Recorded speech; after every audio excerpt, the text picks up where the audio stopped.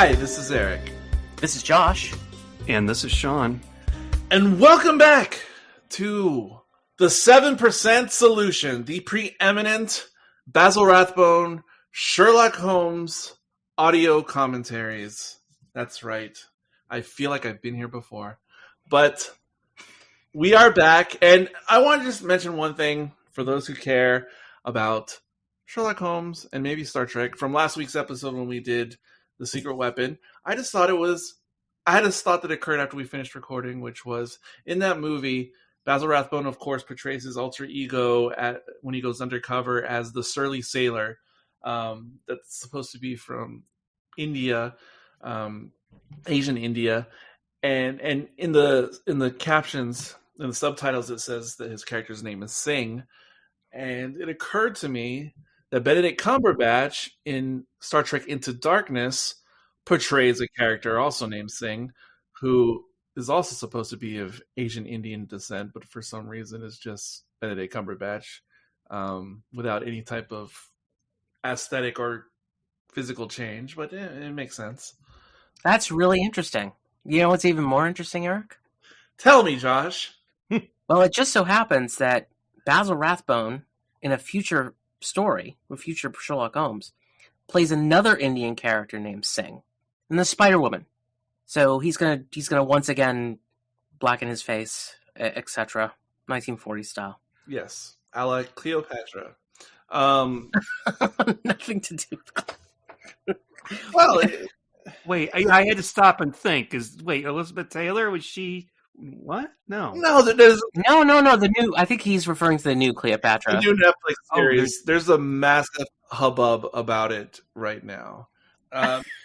Stay tuned after the credits, and maybe I can tell you guys all about it. Yeah, I'm aware of it. It's interesting. There's a lot going on there. By the way, Liz Taylor was a great Cleopatra. I'm just gonna let that lie there. Except she plays opposite Rex Harrison, and I'm never looking at Rex Harrison again. Okay. Anyway, go ahead. I just don't like his name. His name is Rex, and it's Harrison. So Yeah. He cut the Omrigs out of his will and testament, so it's a family beef. He's too waspy for me. So Family beef. Okay, without further ado, let's get ready for some Sherlock Holmes in Washington. So I trust you gentlemen have your legally purchased Blu-rays, your complete Sherlock Holmes collection Blu-rays at the ready. Yes, let me look at this. I'm looking at the IKEA graphic. It's telling me to push up on my controller, select alternate menu, language English. Hold on. It's always between just doing a video game and watching a Blu-ray, isn't it? I'm telling you, for folks who don't have the actual official release on Blu-ray, it is quite complicated sometimes trying to navigate these menus. Only on the PS5. Otherwise, if you use a regular Blu-ray, it's pretty okay. It's very non-standard. Ready. Okay. Anyway, All right. Everybody's ready. We're on the menu screen here. We have Sherlock Holmes in Washington underlined. That means it's in the right spot. So it's going to take me an extra second to get to the subtitles piece. So I'm going to press play in 3, 2, 1, play. The way you explained that, it was almost like you were explaining it to seniors at the home at a special class. Well, basically, if I don't expect we're going to have a lot of Zoomers listen to this anyway. So, According to YouTube analytics, that is our target audience, by the way. Zoomers or... Yeah, for sure. No, seniors in the old folks' home. Oh. Anyway, we missed the sequin stars. That's fine. What do we call this font, by the way, you guys? Is this like Times New Roman? It's Times Old Roman. Baskerville Old... It's just Times Roman. I don't know. It's just Roman. Just plain old Roman. And okay, so this is one of the screenplays that's not based off of a earlier a real Sherlock Holmes story. This is Don't say. Mostly just made up over nothing. Just go ahead. Do you know, because it says it's based on a story by the screenwriter. So did he write a short story, and then base the screenplay off of that? or he just made up the story. I must have missed that, Sean. I'm not sure. I'm not sure about that, but this title card that indicates that Sherlock Holmes is immortal. I was hoping that Stephen Moffat would have such a title card on his. And by the way, on the Sherlock Benedict Cumberbatch version. By the way, that's the last time we're going to see that. I don't think we're going to see that ever again in the series. So, according to Wikipedia, as it pertains to this film in particular, it says this film serves as the first of the series to be wholly original and not based on any previously written material. Mm-hmm. That's kind of what we just said. Yeah.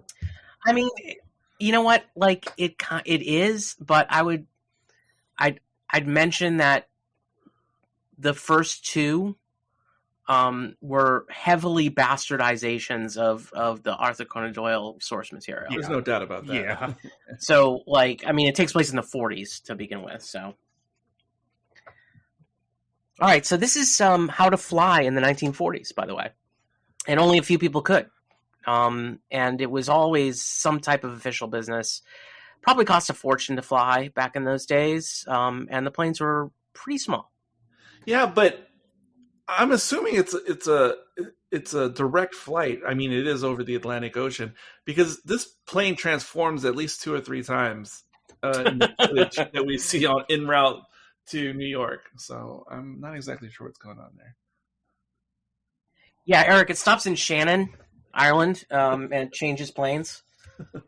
No, but I mean, again, like this goes straight to New York. So London to New York was probably, reasonable for transatlantic at this time, but there was no other transatlantic flights, more likely than not. Crazy. And how many years prior did Lindbergh make his flight? Like, what, 15 or 16 years or something? I thought it was in the early 30s. I was guessing 29 myself, but still, not that long. That's another Wikipedia to go find. Okay. And what's funny is we actually care about at least 3 people on this plane. Everybody else we don't care about. I know this is heresy in the temple to mention this, but there is a Poirot story that is set in a plane like this where somebody gets killed with a blowgun. I don't know. I just wanted to mention that. You know what, Sean? Unbelievably, there is a blowgun later on in the Sherlock Holmes stories. Really? Yeah, it's actually technically an air gun, but that's for later. I'm so glad you guys bring stuff up like this. I'm like, oh yeah, you're going to see this in this series of movies. It's so weird. Or, in the Miss Marple story, a murder is announced. Somebody uses this thing. Well, you know what, Sean? In Sherlock Holmes, we're going to see it. We're going to see it happen in Sherlock Holmes. We're going to see it. By the way, he's really enjoying that cigarette, and he's enjoying watching this guy. Yeah, I know. It looks like he just passed gas.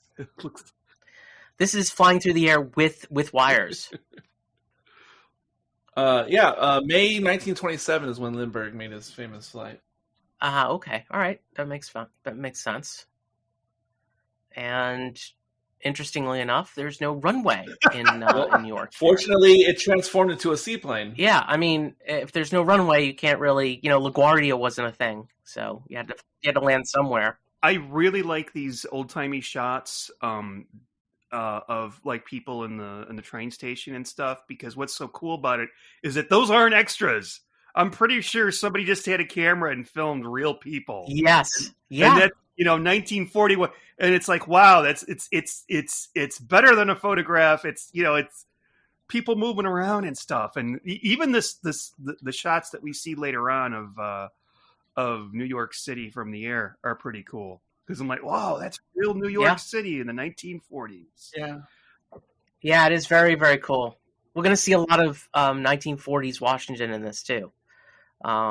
What's interesting about this particular scene on the train is it feels very, to me, and you guys can correct me because you know this stuff better than me, it feels Hitchcockian to me. Like strangers on a train? Everybody has a certain role in which they're playing. Everybody has, whether it's comedic or it's real or it's serious, you're supposed to really pay a lot of attention here, because this is where the mystery gets built up. I don't know if it's Hitchcockian, but it definitely felt murder mystery to me. And I felt Sean getting excited as I was watching this. Yeah, I was excited. All these different types of people. And the movie specifically that I think you may be thinking of, Josh, is The Lady Vanishes, which is a very, very early Hitchcock picture. And it's all set on a train. And as the title implies, a girl vanishes. And our lead actors are trying to figure it out. And it's all these zany people on this train. They're all weirdos. And one of them is the culprit. I need to watch. Yeah. Isn't that weird? Like you don't realize right now that you have to pay attention to everything right now. Yeah. Like every single thing that happens, the grape juice, the envelope that Alfred Pettibone gives the senator, you have to look at the retrieves her book and stuff like that. All this stuff you have to pay attention to know what's going to happen. And yes, this is one of the most. This is not a very well loved Sherlock Holmes. I don't know why. Because it was so humorous. Like it was almost over the top humor in this one. I think the humor in it was perfect. And when you have some humor here, of course, I think the Mrs. Pringle, the mouse lady. I don't know what the hell she's doing with all those mice. Her name is Mrs. Pringle. It's just so perfect. But I don't know what she's doing with all those mice. Like, does her husband know? Is she going to feed them to a boa constrictor? Does she like the mice? Oh, it's got a little bow on it. It's got a little bow on it, so maybe it's a gift. Her pet mice. Fun fact, the actress was loaned by Warner Brothers to feature this movie, although Sylvester refused to appear. I hate you. Could you please leave? No, some historian tell me. I'm curious if it was standard on train cars in this era to just have like regular furniture, like chairs and couches. Like I would think, you'd have something fixed to the ground, but yeah, it's kind of like a boat almost. Yes. Well, which would also be strange. What do you mean? Wait, I assume that would happen. It is weird. It is strange to have a sofa on a train. It just seems very strange. Even like the end table and all this stuff, it just seems like everything would be all over the place. Yeah, I wonder if you go on the Orient Express if like the dining tables are bolted to the floor and stuff. They have to be. It doesn't even look like they're on a train. They're just in a room. Well, yeah, and also it's a really wide train car. It really is, because standard trains are about 2 horses wide, and this is about 3 horses wide at least. Yeah, almost 4 horses. They could have put in that thing. I'm thinking of other movies that are on a train. Murder on the Orient Express is the only one that comes to mind because it's a mystery. They could have done that hokey, like if some, you usually see it with boats where the camera swings back and forth. Sometimes it's really overdone, but they could have done that here. I'm trying to think of Hitchcock. I would have appreciated just a little bit, to be honest. This Southern senator who's dressed like, the Kentucky Fried Chicken Colonel. Yeah. Colonel Sanders to you, sir. And he's so over the top. Well, you know how Southerners are. But it's like everybody's over the top in this car except for this woman. And she ends up being the most important person in this in the film right now. That we don't realize that yet. Well, and then there's the V on the matchbook, Eric, right? Yes, standard issue in this time because of the war, V for victory, but also in promotion of war bonds. So these would have been ubiquitous to people. Let's surreptitiously turn off the lights. Let's not look suspicious. Oh my God! This poor guy. Oh, they got me! Oh, poor guy. It is kind of strange that they had access to the lights, and that the lights were like a light switch that you would have, like turning on the electricity, that would be available to the guests to be able to turn off the electricity there. Right. And the mice are gone. The fly. Yeah, the fly. That's the first thing I saw. Wait, there's a fly there. I'm thinking if my cat got out like on a train or a plane, I would be devastated. She doesn't look that pissed. I'd be. She's like, oh well, all gone. I'll get some more Petco. Okay, now we have a major with the perfect mustache. Perfect 40s mustache. He kind of looks like Benedict Cumberbatch, too. Nancy, darling. Now I noticed that the porter, is he a porter? He's listening in. Yeah, he's kind of like he serves drinks. He kind of, he does it. He's ubiquitous. No, that's the wrong word. You just get a cigar. You just get a cigar as a tip. Yes. Isaac. That's his name, Isaac. I was just gonna. Yeah, he's that. no. That's the Love Boat. He's nameless, and she looks confused. Like, I don't know where to go. She's like, I beg you. Do what? They sell mice in the tree? What? What's that all about? We're gonna see him later. By the way, he'll be back. He who? Oh, he just looks all happy and everything about being taken at gunpoint there. Yeah, it's like, sir, blink if you're in danger.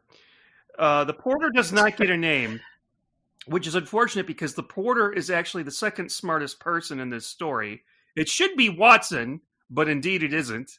Going back to the back to the humor, a lot of it is centered around Watson, and Watson being sort of I would say borderline bumbling fool. He's not a bumbling fool, but they almost go there, just barely. Yeah, and that porter played by Clarence Muse. He was inducted in the Black Filmmakers Hall of Fame in 1973. He was an actor, screenwriter, director, singer, composer, and starred in 150 films. Wow. Okay. That is amazing. That's amazing because there's not a lot of black actors in these films. And this one specifically has at least one black actor. I can't really name any more, quite honestly. Off the top of my head, I can't even, just he's like the singular black actor that made it into one of these films. And he's not just he's a bit player, but he does have lines, and we're going to have a lot more of his lines in a little while. The rooms look great, Oh, his name is George. His character's name is George, the porter, sorry. I don't think do they ever say his name? I don't remember. Oh, well, maybe when he was introduced to Sherlock Holmes, which he will be. All right, so this is the flask thing. You fill it with my best whiskey. You know what I have at home, you guys? My best whiskey is whatever whiskey's available. That's the best one. Best whiskey I have. Oh. Yeah, my actual flask is filled with the worst bourbon I've ever had. And it has been filled that same bourbon for years now. Oh, probably doesn't taste all that good. It's very tinny. Oh, there's Mrs. Hudson. Oh, Mr. Holmes, I think you should comb your hair. Oh, never mind. I don't know. Everybody's dressed to the nines. I just love the 40s. You say that, but then when you have to dress up like that, I mean, come on, Holmes. I mean, not me. No, I like to look at it, but I don't like to. I'd be more like in. I mean, if I was Holmes in 2023, I'd be in jammy pants and a t-shirt. No, I'd be down and to get dressed up that way. And a good thing about the 40s, as it pertains to formal wear and suits and whatnot, in the 40s, the style was things to be much looser, so it looks much more comfortable. Because certainly with our dad bods, I don't think we could pull off 1960s suits. No. That'd be terrible. But in the 40s, you could just wear the big overflowing. This is hilarious. Like the whole knock on the table with the knife thing. I don't understand. I didn't get it. Yeah, it's just like I don't know. Like if there's a radio on the walls, it's gonna do something. But it seems to me that you have to keep banging on the table. I don't know. Just give him something to do or whatever. That's what I thought. It was more to give him something to do. And instead of bugging this guy about what happened at the cricket match or whatever, he just gave him that to deal with. By the way, I think this is the last time we get this haircut too. I think. Rip, because I like the haircut person. You talking about Holmes, I'm assuming, right? Yeah, Holmes. Yeah. You won't see Aaron's again. The guy to the right. Now, I know I mentioned it last time, but the bullet holes in the background, you said that comes out again later on in an episode? Yes. We're going to see that again. So, and it comes out to VR, by the way. Right. It's VR. So I like it because does the next episode go back to the 1800s? No. Okay, so they never go all the way back to the 1800s, but what they do is they take out the war pieces very slowly. Okay. In fact, there's a piece of the war in the next one where there's soldiers convalescing. Okay, all right. But there's not much else after that as far as the war is concerned. And this one is just simply modern for the time. Like, they're still at war or whatever, but it's not focusing on the war. It's focusing on this mystery. God, this wants me to have. I want to have a cigarette now. Smoking was so sexy back in the 40s movies. And they didn't get, they could do it anywhere, too. Nobody gave a flying, you know what. Like, it was just... Of course, they all died at 55 years old. They were all smoking on the plane. Yeah. They were all smoking on the plane. Like... Could you imagine? How could people do... I don't get it. Hell yeah. Like, in the early 80s, they were smoking on planes. I know. I was in them. You were smoking No, I was on a plane in 1983, Sean? I don't think so. I was in planes where people were smoking. I remember there used to be ashtrays in the... Yeah. Yes, I very much remember the ashtrays. I look at what they're wearing here. Okay. I can only think, aren't they hot? Go ahead. I'm sorry, Josh. No. You got a good point. Like, I was thinking about his smoking jacket. The fact is, he had a full suit on underneath the smoking jacket, which is just crazy. Well, what, do you mean hot, like, in the studio, or do you mean hot in England? I mean hot, like, the characters. Like, if you had to dress like that all day long. I feel like if it you mean was like hot, like Paris Hilton? No. I feel like if it was England, and she is still hot, by the way. I mean, in England, I could see it. Now, when you're like in certain parts of the United States, yes, then it feels much more aggressive in my mind. The heat. They actually talk about the weather here in a little while. The weather in Washington. Apparently, this took place over the summer. Yeah, stupid Watson almost drops it that her son is about to die. Yeah, this lady, this is his mother. This is Mr. Petty. Yeah, this is his mother. Yeah, and she looks younger than him. Do you mind if we look over your son's room? It's like a very strange request. Yeah. Oh, he won't let me in there. Like, he's got some secrets going on. But sure, come on in. He won't get mad at me for this at all. No problem. And it's not that, it's not that a 45-year-old man would be living with his mother anyway in that scenario. But whatever, it's all good. Kind of bad for her because, spoilers, her son's going to turn up dead. No, Sean, you gave it away. No, trust me. You did. It's like an 80-year-old spoiler. Now, what is up with the name Pettibone? Because I feel like that was not an accidental naming. It's just English, very English. Pettibone. No. Because famously, like in the Harry Potter series, like in the books, there's a character named Pettigrew, and all those characters in Harry Potter have like their names are not for nothing. Like they all have double meanings. And Pettigrew, if you can't do the math, means that maybe someone has a smaller than average member, if you will. And so when I saw Pettibone, these weren't written by Rowling. I understand, but when I saw Pettibone, that immediately jumped out at me. I wouldn't look too much into it there, Eric. Yeah, I wouldn't look too much into that. By the way, I always quote the line that he said a little bit earlier about, I shall do a monograph one day about the accumulation of useless trivia. Oh, yeah. I do that for my wife because she tends to accumulate useless trivia. And come to this room that I'm sitting in right now. Talk about useless. I mean, must be Mrs. Pettibone. She must be on the roof. I mean, come on, dude. He's so stupid. I mean, come on. I mean, why would she be on the roof, dude? She's up there watering her plants. She's got some African violets that needed sunlight. Yeah, on a roof that's, not exactly straight. Why would he want a match folder? So I have a bone to pick with this film. Okay. And I'm going to pick that bone later on. It's so clear that the matches are what we're looking for, right? Yes. The whole time. All right, let's park that, okay? Because it's so clear it's what we're looking for. Oh, that's it? We're just going to park it? We're just parking that. We're parking that for now. I want to bring that up later.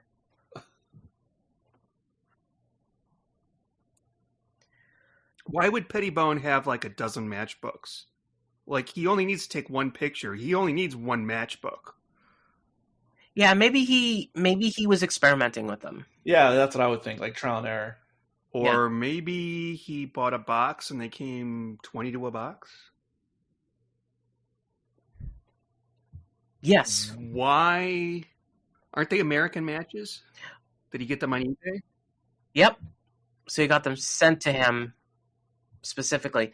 Hey, look, guys, he's got a projector. You know what it does? It magnifies things and puts it on that screen. Yeah, this is some fancy shit here for... Yeah.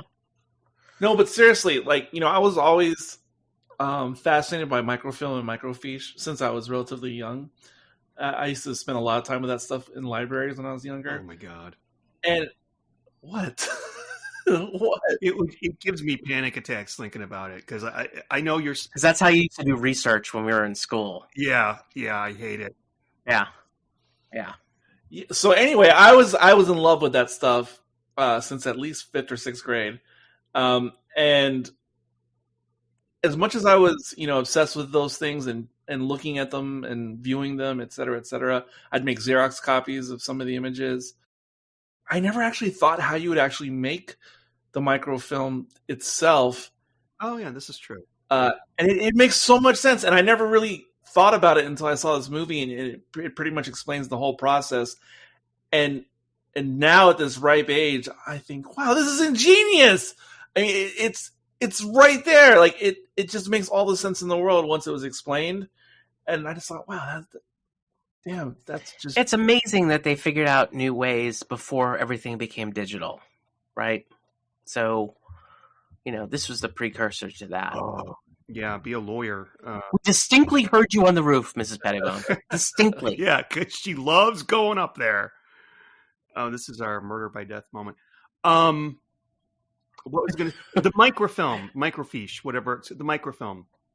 What I find it very interesting is it's a MacGuffin. Do y'all know what a MacGuffin is? You guys are okay. Yes. Are you kidding me, Sean? I don't know. I'm just, for the children. We've podcasted a bajillion times, and MacGuffin has probably come up at least 20 times. But when you look at a movie like North by Northwest, excellent movie, it's microfilm, I think, is what James Mason is after. You never really see it, but we know that that's the MacGuffin. Again, it's microfilm in this one, but what they do is they really have fun with it. It's hidden in a matchbook. And there's a scene later on that is really impressive involving the microfilm. And it's been a long time since I don't remember when, since I've seen a movie that does something like that with their MacGuffin, Like if you're writing a story and there's a MacGuffin and, it could be, you just make it anything. You make it like, a microfilm documents. It's a chess piece. It's whatever. It's a cassette tape. You never see it in the film, hardly ever. And if you do see it, it's not doing anything. Like, okay, here's the cassette tape that I... Well, you're right, Sean, but except...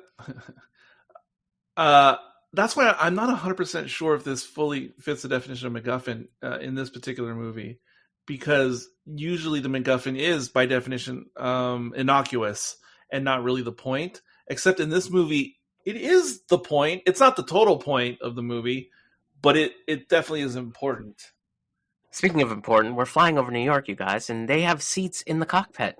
Yeah, I was wondering about that. Did they get on a... Can't call it that anymore. Which sounds great, which sounds amazing, but if it's a 6-hour flight, it's probably not all that amazing.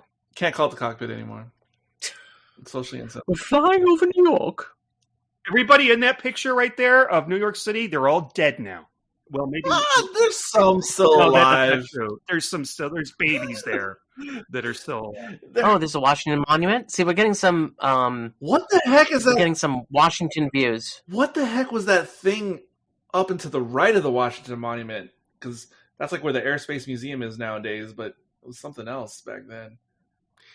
I just want you all to know that this is called Sherlock Holmes Goes to Washington, and this is officially the actual part where he goes to Washington. And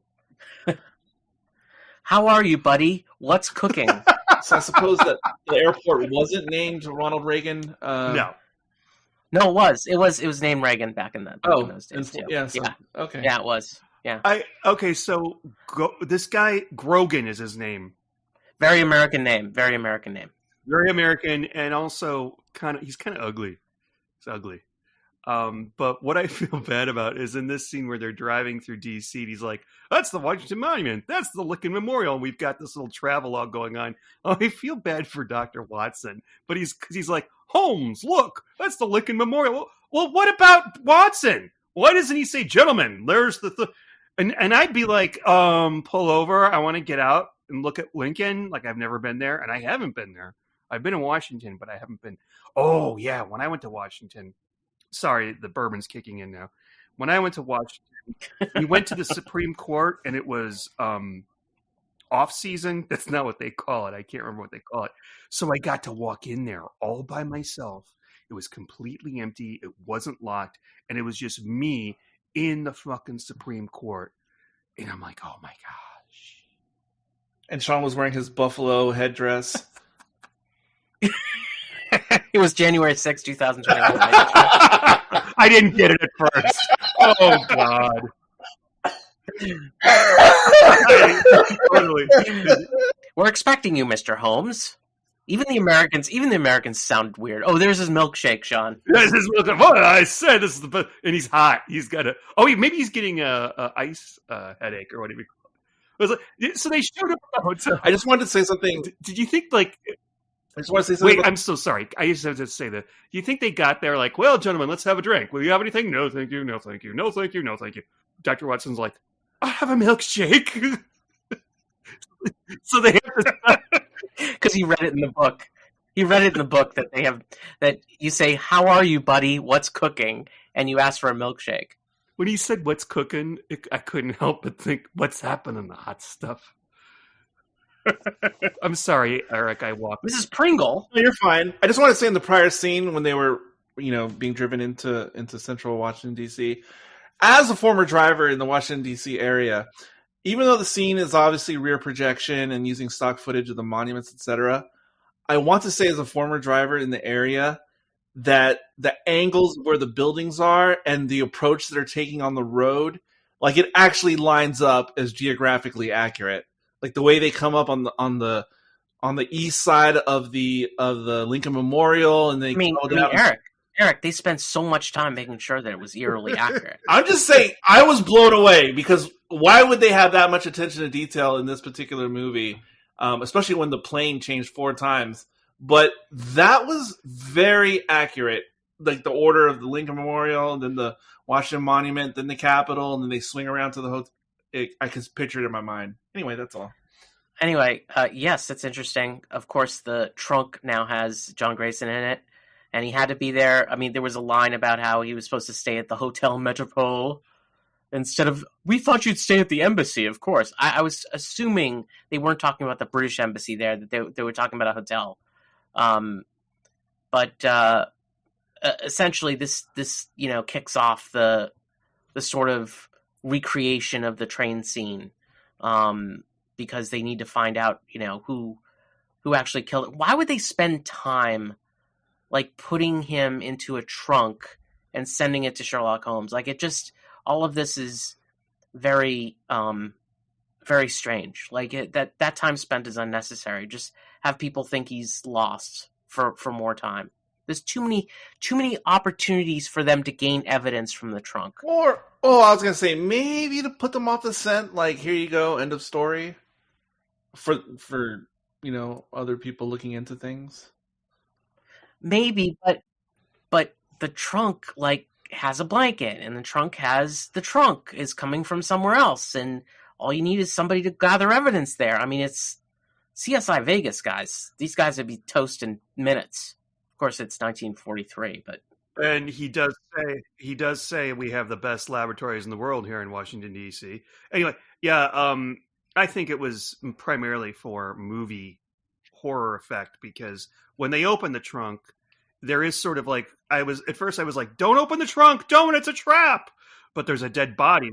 That's like almost horrific. And by the way, I have to add that this is the second story in a row where I was gonna say a body goes in a trunk that wouldn't normally fit in that trunk. unless they cut him off. Hey guys, I love the size of this guy's tie. The guy who owns the train or whatever. Look at the tie. Look at that tie. That was the thing, though. Like Lucy's neighbor, didn't he? I can't remember his name. Fred. He had a tie like Yeah. and on the honeymooners. No, Luke, And- honeymooners, sir. It's Abbott and Costello. yeah. Oh, here we go. So he's dressed to the nines. I really like it. Look at our car. Oh, you talking about the porter. Or not Yeah. the porter. Oh, this is the comedy piece that really hit me when I was watching this. Okay, I'm going to be the senator. Oh yes, up in the world. Would you give me a whiskey and soda, Stuart? Watson, I don't know. He says the bar's closed. I like it. Oh, so it turns out the reason he's known as George the Porter, that was just what people in the day would generically call porters. Like it was just like a generic name that people would just call porters George. Really? Oh, that's weird and racist and weird.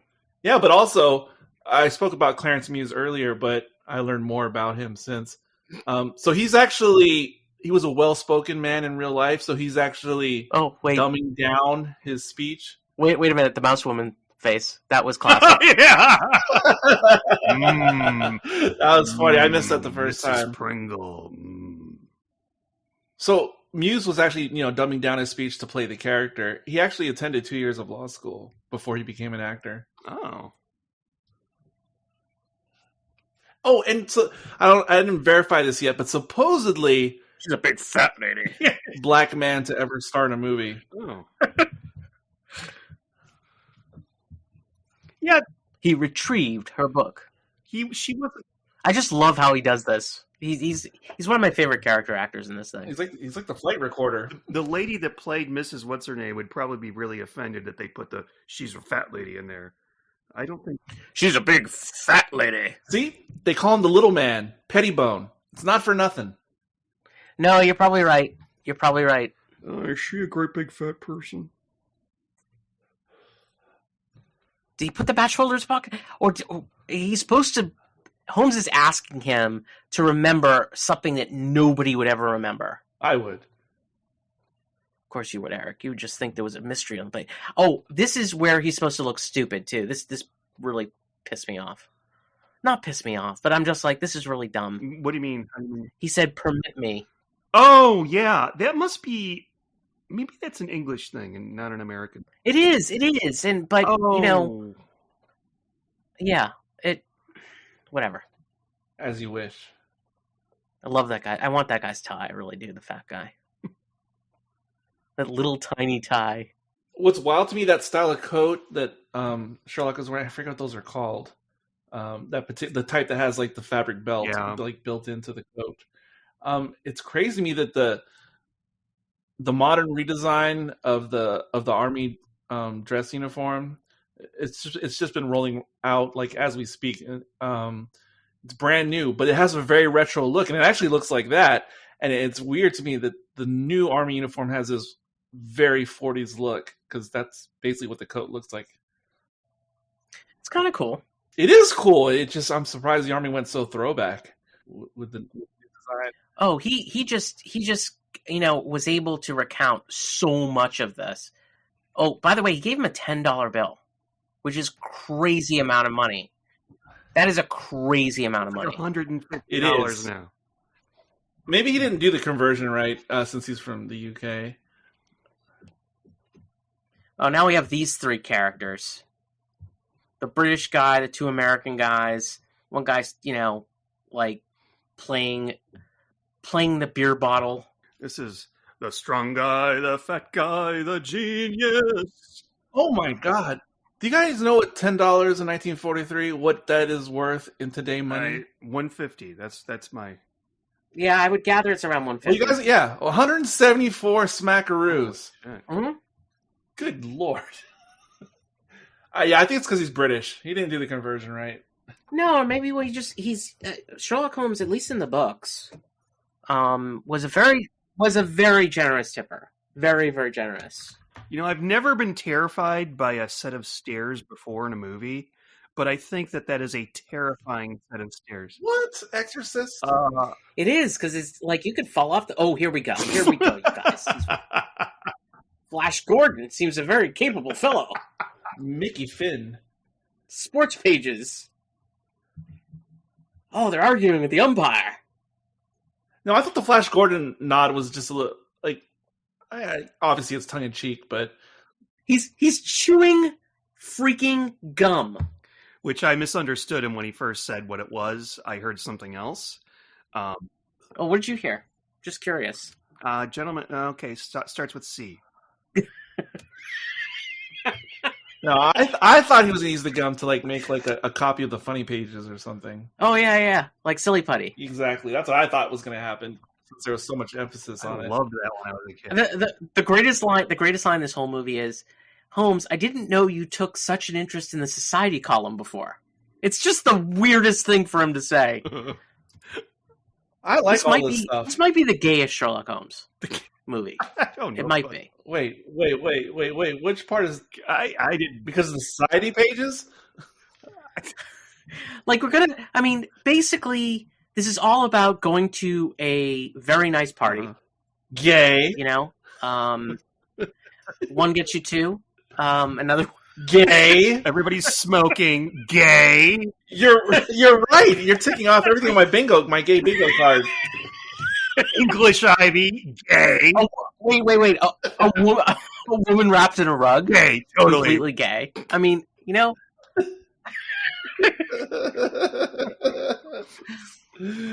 Look at those roses. Gay. Somebody has interest in oh, you're going to see this later. Somebody says, I have interest in women's handbags. Oh, come on. Yeah. Come on. Sir, it's the interior. I have a particular interest in women's handbags. The interior linings of women's handbags. You know what? This guy here, I don't remember his name. Oh, here's a one get you two. Wait. One get you two? Fuck you. No, does anybody... What's this guy's name again? Paul?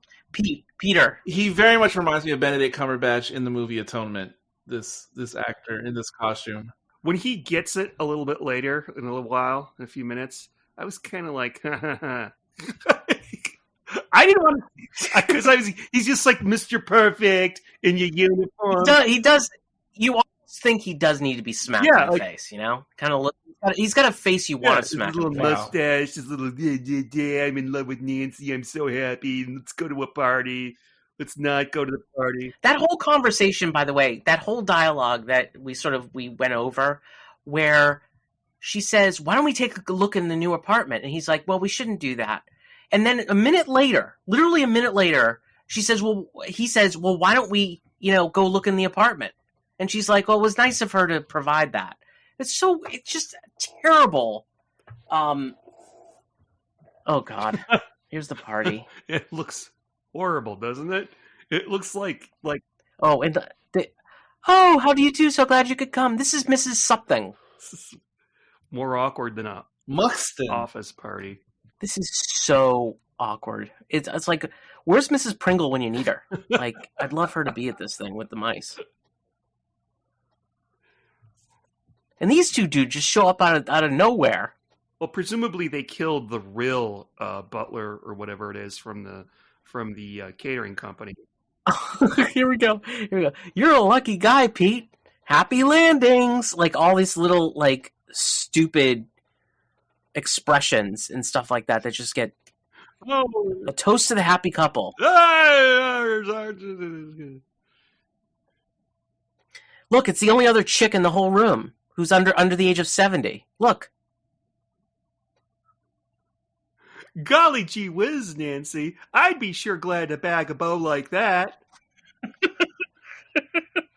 Lead on, Macduff. That's another one. Another weird expression that comes from the time. All right, I love this thing with the matches, and they just basically travel from person to person and end up back in Nancy's bag. That's so cool. I love it. Because then I'm like, oh my gosh, Now this military guy's got the matches, and they're Yeah, that guy smokes the hell out of his cigarette. Sorry. now it's on the tray. that's on the tray. And in a moment, one of my favorite lines is, "I'd do anything to get my hands on that." Or what was it that the? Yeah. I'd do anything to get my hands. It's Henry Larchmont, the other guy, the guy who was on the plane. It's like I'd do anything to get my hands on that document, which it's actually in his hands. Or maybe, or make sure it's in safe hands or something like that. And he's literally got it. That's so. I love that. I thought that was clever as hell. There he is. Pretty boy's going to get it. You know, it's very interesting that she's giving the new couple, the wedding couple, a whole floor of her home as their apartment. That's interesting. I know. What kind of a house is this? It's freaking massive. By the way, the guy in the middle, his name is Gavin Muir. He'll be in the next Sherlock Holmes, and he's in several. Hope you like martinis. That's all we have. It's a martini party. Sean, engaged today, married tomorrow. Another little weird expression. You never heard people say that? They say that. I think they...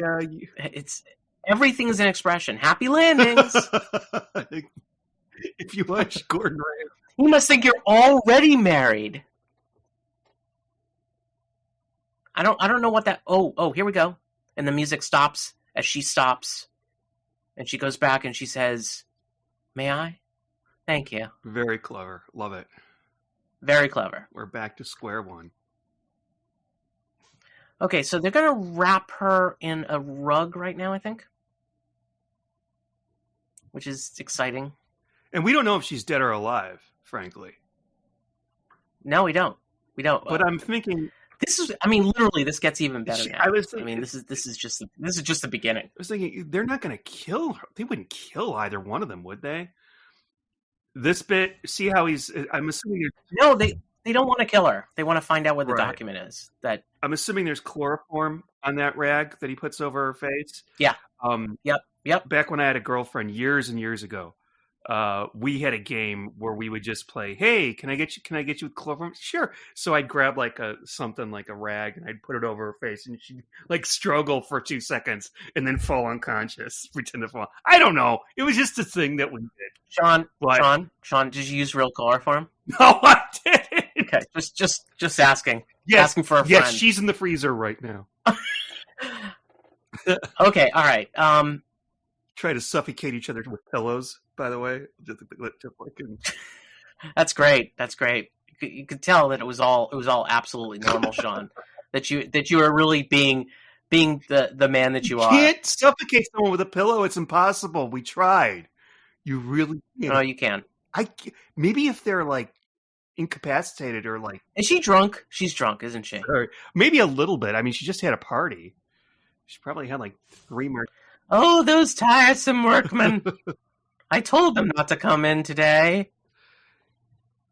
And I was like, and they told you about the rug you shouldn't have had, and they took it out today. Right. But he's like, "Show us the rugs. Show us where the rugs are. Don't go after the rug truck that you just parked outside Sherlock." And he sees these footprints. I don't know what the hell this is. Like a superpower? Is he Yeah, definitely a superpower because the dust hasn't had time to fill into wherever. Yeah, that makes sense. Are those floors so soft right now because of the construction that that you can't walk in shoes on the floor? No, there was sawdust on the floor, so you can see the footprints in the sawdust. Oh, but he just identified the fact that somebody with leather heels was on the floor. Did the leather come off the heels? Oh, I've got an ordinary skeleton. By the way, Sean, do you have a skeleton key? Because everybody should have one. Oh, yeah, let me get mine out. Oh, he's a policeman. That's the thing. And on really smooth floors, this was on Columbo one time, on really smooth floors, like on wood floors, or and if you're wearing heels and there's a lot of action going on, like running or scuffling, your heels will leave marks on the floor. And I think that's what he was talking about. But I'm not sure. Gotcha. Okay. All right. That makes sense. Certainly they leave marks on my chest. By the way, he tucks in his tie, which is pretty stupid. I hate that look when they do that. Doesn't look good. And his pants look too high, too. No, that's normal for the day. The height of the pants. God, I got to get a new suit. I love Holmes's suit, but I just... Oh, so remember when they said, we're in America and we have the best labs in the entire world for looking at evidence? Yeah. Well, they didn't find jack shit in the trunk. So Holmes is just like, hey, can I go check? Because maybe I'll find something. Because you knucklehead. Usual findings. And it turns out they missed something. And they missed something pretty big. Stupid labs in the United States. Yeah, well, it is... Watson, please. You're making noise. It is an American production, so they have to say, hoo-ha America at least once or twice. They do definitely at the end, to the point where it's kind of, I don't know, annoying. Like, okay, yeah, I got you. All right, well, Yankle little dandy. But I mean, he's figured out so much. I guess they're looking at the power of Holmes here, but it's not just that he's pointing out like candle snuffers made of pewter and stuff like that, but he actually finds a piece of wood on this thing. Okay, yeah, that nobody pointed out. Oh, I see. You're saying that the Americans should have found it. Yeah. Mm-hmm. Mm-hmm. And I think they... So, Sean, as I mentioned, this being the gayest Sherlock Holmes, we're about to go antiquing. Yay. I don't think that that's gay anymore. I don't think antiquing is gay. I don't even think antiquing is a thing, really, anymore. Oh, it's a thing. It's a thing? It's a thing. Yeah, it is. Yes, it is. Also, Holmes plays his first gay character in this, too. Yeah, Sean, go to Fredericksburg, Texas if you want to go do some antiquing. Oh, okay. All right. It's actually struck a nerve when he tears the page out of the phone book. I'm like, what? No, that's a book. Don't tear it up. Yeah, dude. When the gay office assistant wants to look up antique shops, he's not going to be able to find any. Whoever controls these antiques murdered Grayson. It's a bit of a leap. I mean, even if the connection is sound, it's still a bit of a leap, I would say. It is a huge leap. I mean, what it could have been just as a Louis XIV chair in somebody's house.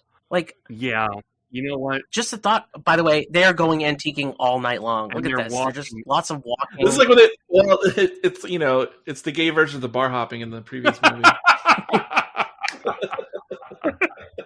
Hey, look, it's Moffat's Antiques. I was afraid somebody would bring that up. I don't want to know what period furniture is. Stupid. That's okay. I'm gonna go in there. Wait. Eric, can you find out what $3,500 would be? Yes. Find out what $3,500 is worth today. $3,500 is ridiculous. That's really... It's actually $3,599. Oh, this is where he says he has interest in women's handbags. I love women's handbags. I have a particular interest. It's not too bad. It'd be $61,000. Jesus. Holy shit. That's a very nice rug, Mrs. Partridge. If you know what I mean, wink, wink. Thanks, I enjoyed like traveling in it. Thanks, it matches the curtains.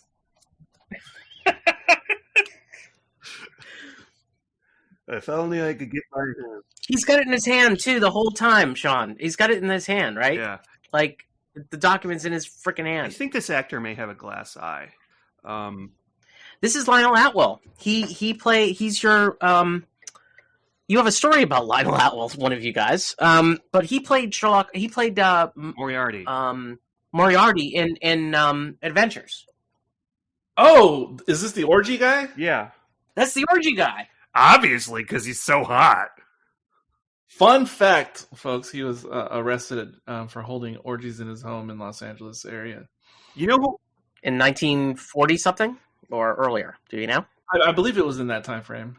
I would have loved to see James Mason in this role. James Mason.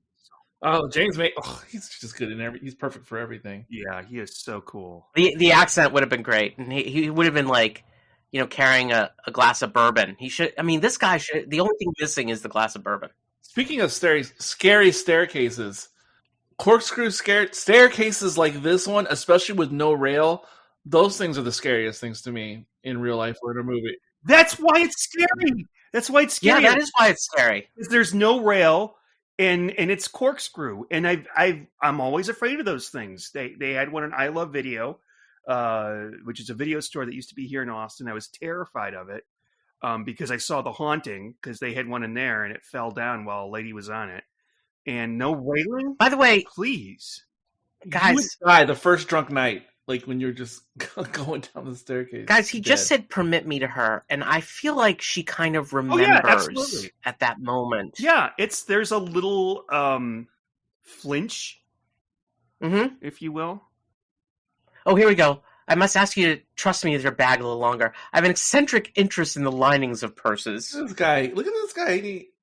He's so brave, descending the stairs. Run down the staircase. This is Mr. Howe. I thought it was Milton Berle. Under his influence, I've known people to talk fluently who've never talked before. Very cool, yes. Hey, the Mona Lisa's right there. Yeah. Holy crap. He's got 7 of them.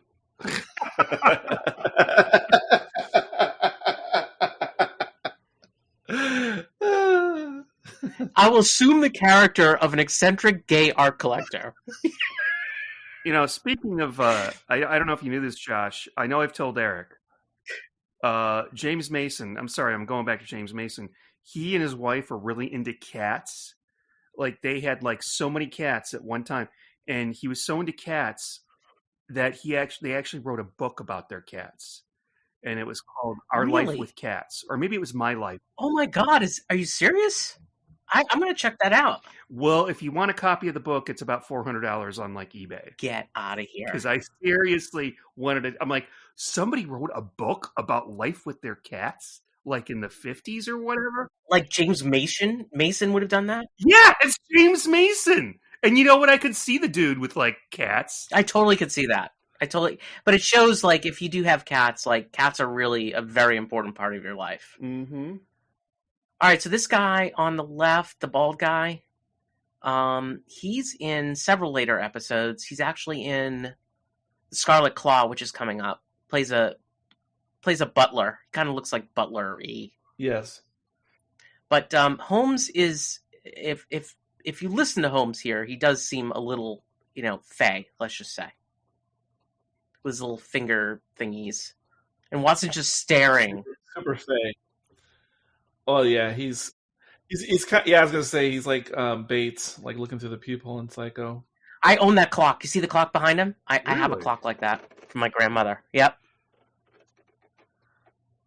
So he has access to the lights too. So in this entire show, the customers have access to lights. Yes. And when he does this, nobody else in the store is like, hey, who turned out the lights? Everybody's like, oh yeah. Oh, whoa, did I just go blind for it? It's an excellent Doctor Who reference, by the way. Great reference, yeah, Science in the Library. Yeah, very good Doctor Who reference, Sean. Well, I try. Yeah, well done. Oh, and he just happens to find the chair where the piece of wood came off of. I'm not going to make fun of that. I think it's great. I love it. I think it's a cool. Look at that. Look at that. It fits perfectly. It's a clue, and I love clues. That's a coincidence. It's just, I don't see that clock. Oh my God, it's so weird that I have that clock. Did you just realize this now? It was in my father's mother's house, and Your grandmother's house. Yeah, my grandmother's house, but on my father's side. Father's mother would be, by the way. My father's mother's been gone for 30 years, something like that. Oh dear. You've broken one of our best pieces. Actually, he didn't break it. He smashed it. No, but what was weird, he said it was Ming Dynasty, and then he said, no, not Ming, it's Tang. It was Tang. It was Tang Dynasty. But Tang is more ancient than Ming, so it was actually more valuable. But what if there are more vases from the Tang Dynasty, but the Ming vases Oh, you're right. Well, are more rare. I see what you're saying, but I love his communication device in the box. That's pretty cool. Yeah, it's still expensive AF, so you shouldn't be. I don't know. I don't know why he had to smash it. I don't think $2,300. Yeah, I don't think. Eric, can you go back to your inflation calculator again and figure out what $2,300 was? It's probably like $50,000, right? Something like that. you guys know I'm just making these numbers up, right? What's skullduggery? I'll look that up for you. Ming for Tang, indeed, and I won't be put off. He's no disguise necessary. He just plays it right off. Yeah. This man's mad. Maybe he means mad. I think he means mad, like Crazy. angry. It'd be $40K in today money. Sweet Jesus, dude. That's still ridiculous. Now, how? No screams until the customer's gone. He's such a sweet. Is anyone not going to talk about the dopey vase radio thing? I like it. I want one. Look at this, Pyramids of Mars. I couldn't get a word in edgewise. That's an opulent desk there. That's my office at work. Yeah. Everybody that works. We used to say in the old days it was Radio Free Scaro's hotel at Galley. We used to say that back in the day. Get out of here, guys. Well, if you put in a bathtub full of ice and booze, but I don't know about that. Don't say it. That chair. Chair is really opulent. It's a very strange chair. Yeah. I think it's like if you bumped into that chair, you would stab yourself. Oh, I have to go to the hospital. Excuse me, I have to leave early. This is really great. The man who has it doesn't know he has it. Sorry, I'm getting ahead of ourselves here. That's Queen Elizabeth. The shot over there, Queen Elizabeth picture. Nice. Now that I know that those V matchbooks were so common, that seems like it would make this incredibly more difficult because Sherlock would just be seeing these matchbooks everywhere, like in regular life. Yeah. And it would probably be maddening. Yeah, agreed. Like, if it really was ubiquitous at the time, like, you wouldn't know which one they're using. He might have 20 of them that look just like that.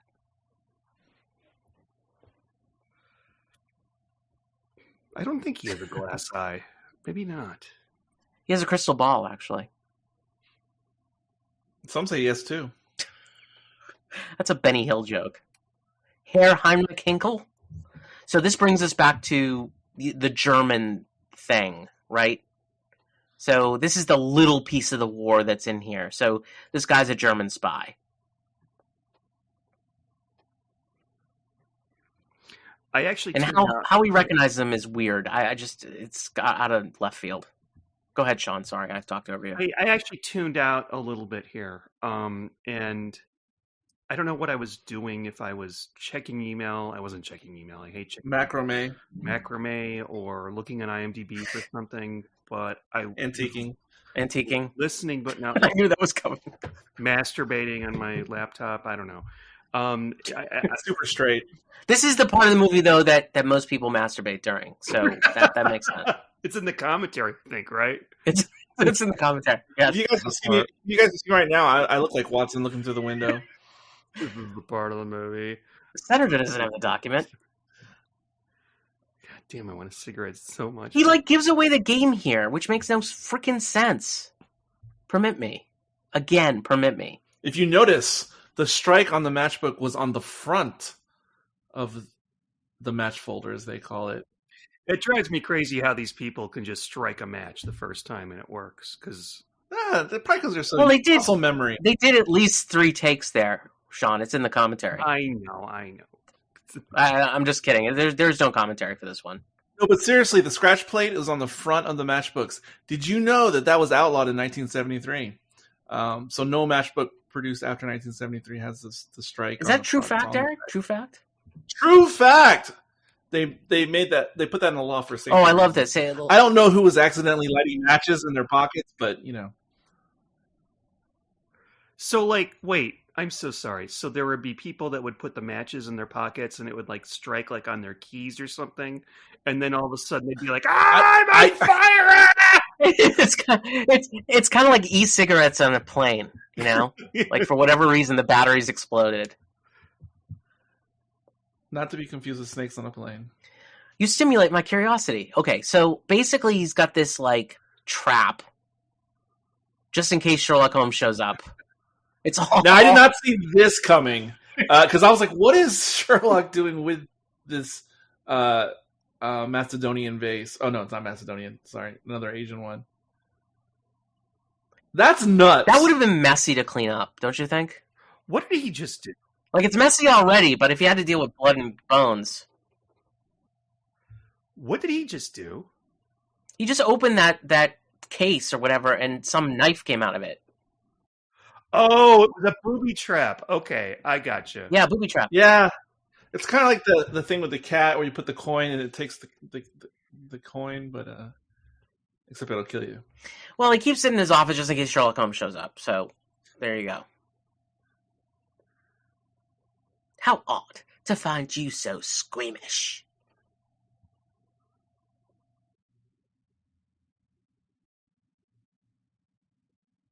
By the way, he does a perfect. He not only does Holmes do disguises, but he also can disguise his voice. Like he's Superman. Mm-hmm. It's yeah. I don't care for superpowers and realistic care. It's like Charlie Cale's ability to tell a lie. Like that's not a thing. Just don't. I see your voice hasn't lost its flexibility. Obviously, he knows Holmes from Gallifrey and stuff like that. So they were gay lovers. he knows. I mean, it's not the Master, for Christ's sake. We used to go antiquing, but not anymore. You hated antiquing, Holmes. You hated it. That's like Lord Farquhar on that wooden carving behind. I know that name. Another World War II related victory statement about we don't let anybody have this much power, etc. Very timely. Of course, Holmes is an idiot and he doesn't know where the fucking door is, and this is really dumb. I mean, really, really dumb. And it's not the last time he does something dumb in these movies.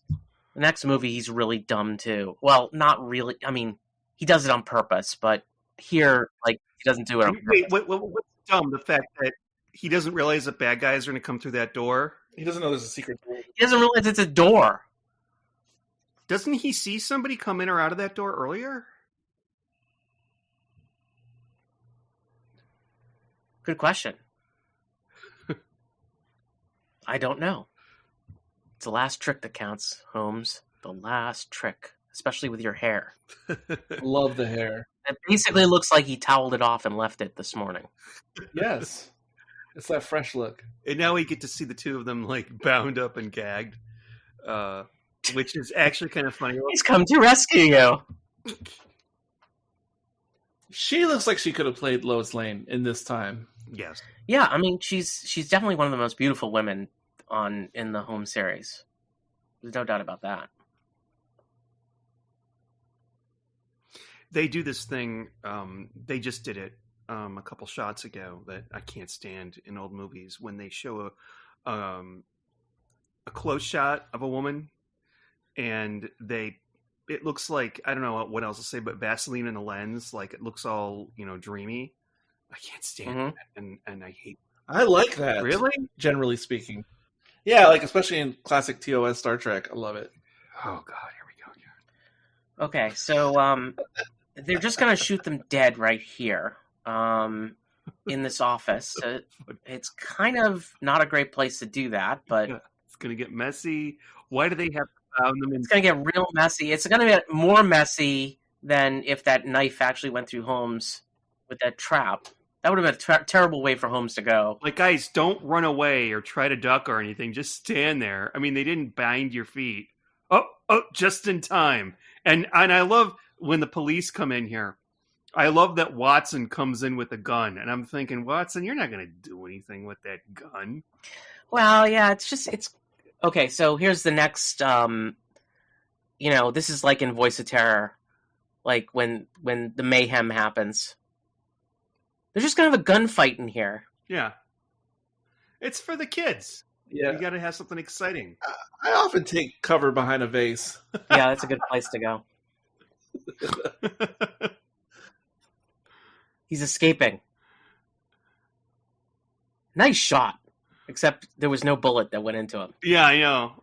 Well, Well, what was he thinking just coming out in the open and grinning? Well, he needed to get shot in that scenario.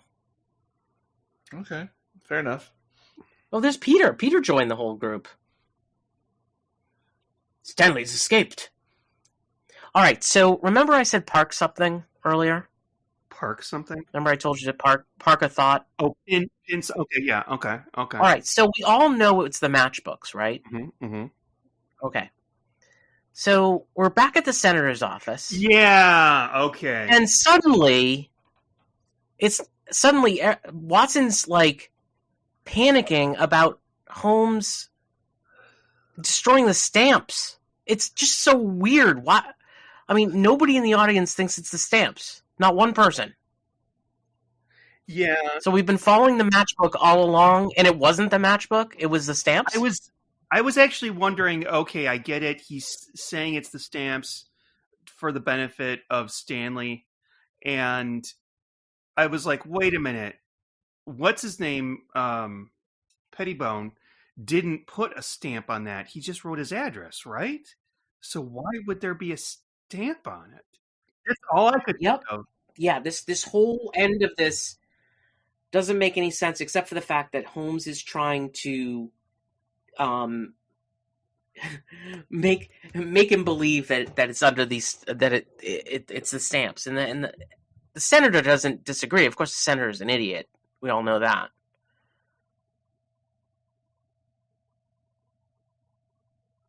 Okay, so I mean, I'm starting to think this through really now. What he's basically doing is trying to lead him down the path that it was under those stamps.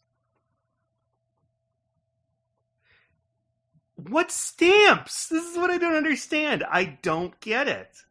But you see, he wasn't in the room when he passed the senator his address, right? Okay, yeah, but why would there be stamps on it, on the piece of... Oh, because he collected stamps. So maybe he had a piece of paper with stamps on it. Okay.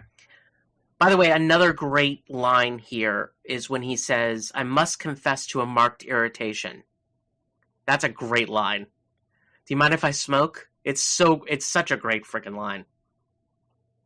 Oh, look, he just handed it to him. Yeah. Thank you very much. Safe hands now. That's all fired important. The last trick, Holmes. Detective stories in which the detective tricks the murderer at the end, or not necessarily the murderer, the bad guy. The bad guy, where he tricks him. I think that leaves too much to chance sometimes, because what if Stanley wasn't right behind him? How does he know that Stanley is, going to be right there? I mean, yeah, that's unclear too. By the way, he even steps on that. He took the last match to do that. Why does Watson seem surprised? I mean, Watson just saw because he's an idiot. Him do exactly the same thing in Alfred Pettibone's house. Well, here we go. Oh, here's a speech at the end. America the beautiful, and this is where democracy will be made. This is a great country, Watson.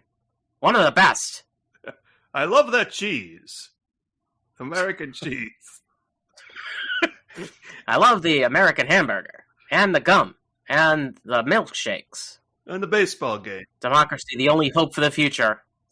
And my God, their whorehouses have a score to settle with those in London, don't they? This is very Winston Churchill. By the way, he uses Churchill a lot, which it's not surprising. I was looking for things in the background to give away that it was like some other city, like maybe something even in London, but no. Well, I mean, it is film of that, right? So Definitely not London. in that very building, And you're driving on the train tracks. Get off. Yeah. America, the end. America. Fuck yeah. America. The end. All right, so Sherlock Holmes in Washington. Wait. Don't you want to buy some bonds? Aren't they going to have that? Oh, not yet. Maybe it'll be in here Okay. right after. I was going to buy some bonds. Miss Patrick's last name was misspelled. Who? No, it wasn't Lionel Atwill. I was wrong. It was George Zucco who played. George Zucco was the one who played. There's your Bonds thing. Oh, God. Okay. George Zucco was the one who played Moriarty in Adventures. It wasn't Lionel Atwill. Lionel Atwill played Moriarty in Secret Weapon. Sorry, I made a mistake. That was a mistake. So Sherlock Holmes in Washington, by the way, widely panned It's as one of the worst Sherlock Holmeses out there. No way. yeah. It was. I find it. It's not the worst that we've seen, I don't think. I find it extremely entertaining and a lot of fun. Yeah. No real stakes, really. Just fun. If you're going to be like, if you're home alone or you live alone and you order a bunch of pizza and you spend a 3-day weekend watching all 14 of them one after the other, and you're able to like list them, I would put, I don't know, maybe then, but still, there were some problems with it, but I think I enjoyed it more than Voice of Terror. Was that the last one we did? Voice of Terror? I think I enjoyed this one more than every one that we've seen so far. Secret Weapon we did last. I'm sorry, Secret Weapon, yeah. I think I enjoyed this more than every one that we've seen this far. Honestly. Yeah, I think it's one of the better ones of what we've seen so far. All right, so we need a rating. So, Eric, do you have a rating you want to? How many, victory matchbooks or something you want to give this? You make it up. It's your call. Ooh. How many eviscerating trunks? Eviscerating trunks or ladies in rugs? Yes. Um, Ladies in rugs sounds like a Merkin reference, and so I can't abide by that. Okay, so eviscerating trunks. So, Sean, how many out of 5 eviscerating trunks do you give Sherlock Holmes in Washington? I loved it. I mean, I don't think that I think there were problems that were brought out while we were talking about it. I gave the last one a 5 out of 5. I think that was a little bit too overeager when I think about it. But this was really good too. I really enjoyed watching this. I'm loving these. I'm going to give this 4.5 eviscerating trunks. I don't think he got eviscerated by the trunk. Just saying. No. But that's what the intended purpose was. Oh, okay. But 4.5 out of 5. I thought it was very well done. I thought, Josh, you mentioned that, and I'm assuming this is sort of a fan thing. It's kind of like fans of James Bond don't like it when they put humor in it, but the humor that is in the 80s James Bond movies is really fucking stupid. Like the double take pigeon, the things like that. Pigeon double take. It's a classic. Yeah, when they put in the Tarzan noise when he's swinging on please. Or the slide whistle when the car goes around and the guy. That's my favorite, the slide whistle. My God. It was like, what were they thinking?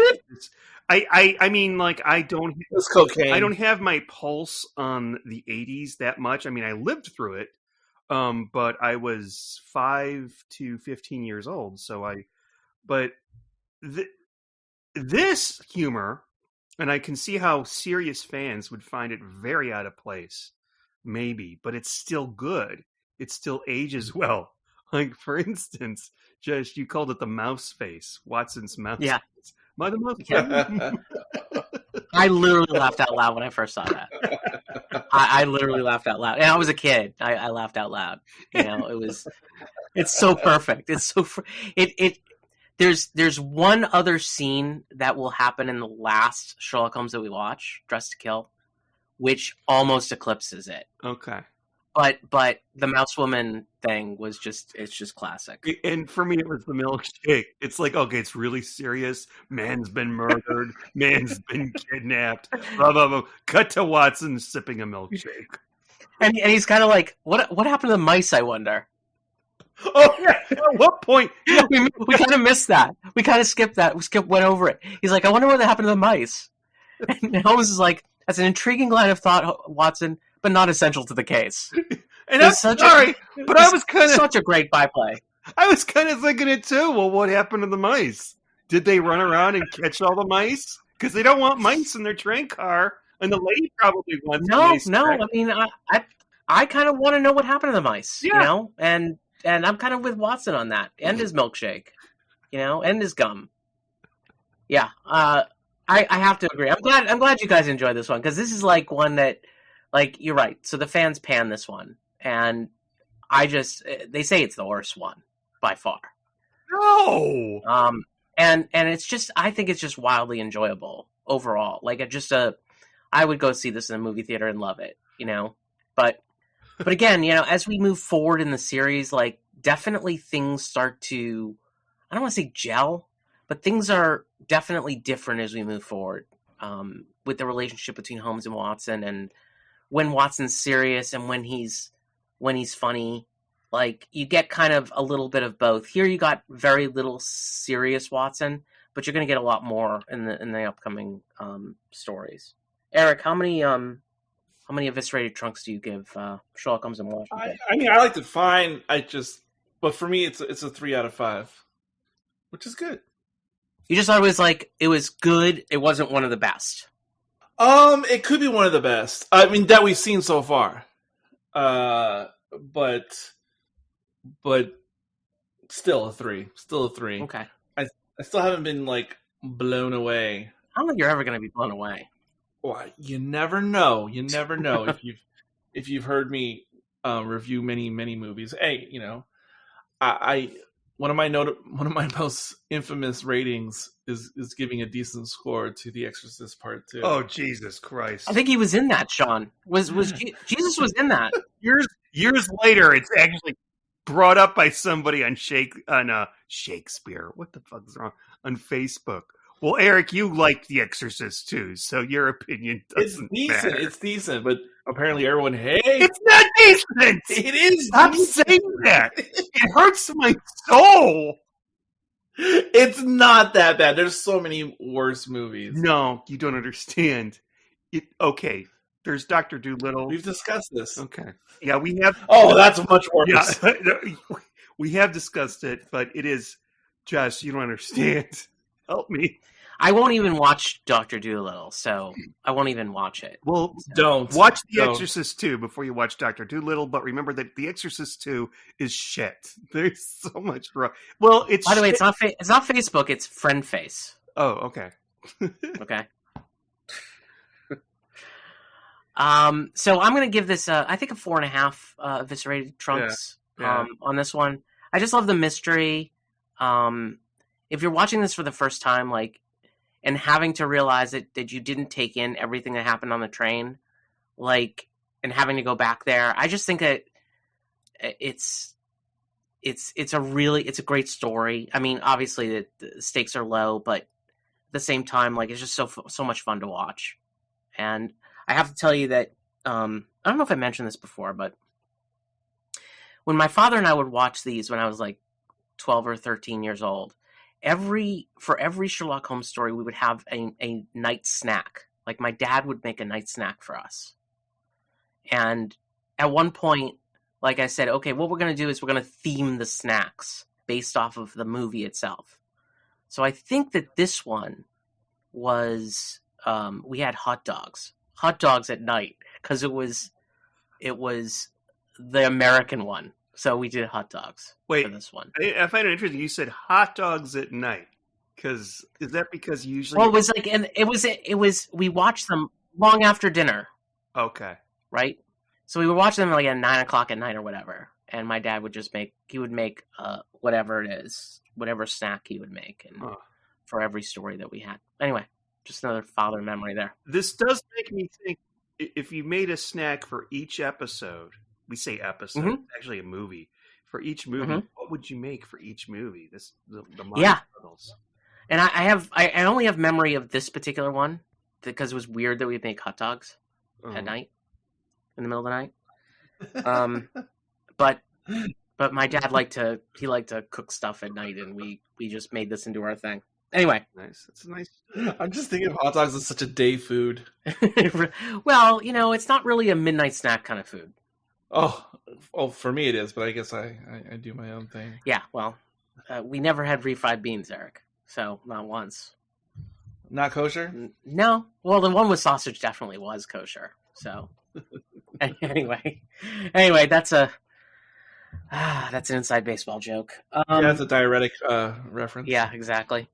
So next week, or whenever we do the next one, is Sherlock Holmes Faces Death. And it is also one of my favorites. So can't wait for you guys to see this one. Lots of sort of returning actors in this one, and actors you'll see in the future as well. It's this whole repertory company that did these movies, and this one's fun. This one's a lot more gothic, let's just say. Okay, cool. All right. And based very, very loosely on the Sherlock Holmes story, The Musgrave Ritual. Oh, is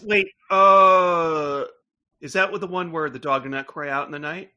Say that again? Where the clue is that the dog did not bark out into the night? No, that's not this one. Okay. I know that. I've read the story, I know, but This is had they done the original story, it would have worked too. But anyway, they did it for a modern audience, and it's a fun story. It's a cool story. It's kind of a whodunit. Okay. A gothic whodunit. All right. Okay. So, sound good. So I think you guys will enjoy it. Mm-hmm. Anyway, Eric, anything else before we close out the show? I love you guys. Love you too, Eric. Thank you. It's very reaffirming. So with that, closing out the show today, this is Eric. This is Josh. This is Sean. And we'll see you next time on the 7% Solution.